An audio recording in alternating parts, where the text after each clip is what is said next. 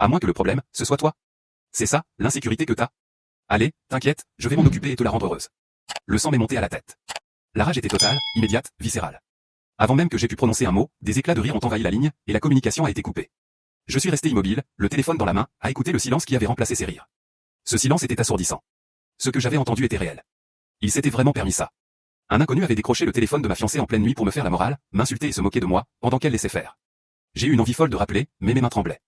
Je savais que si je le faisais, je ne maîtriserais plus rien de ce que je dirais, et qu'elle ne décrocherait probablement pas de toute façon. Je me suis assis au bord du lit et j'ai regardé le vide devant moi pendant de longues minutes. Je n'ai pas pleuré. Je n'ai pas crié. Je n'ai rien cassé. Ce qui s'est installé en moi à ce moment-là, c'était quelque chose d'étrange, une espèce de calme plat, comme si une partie de moi venait de rendre les armes sans bruit.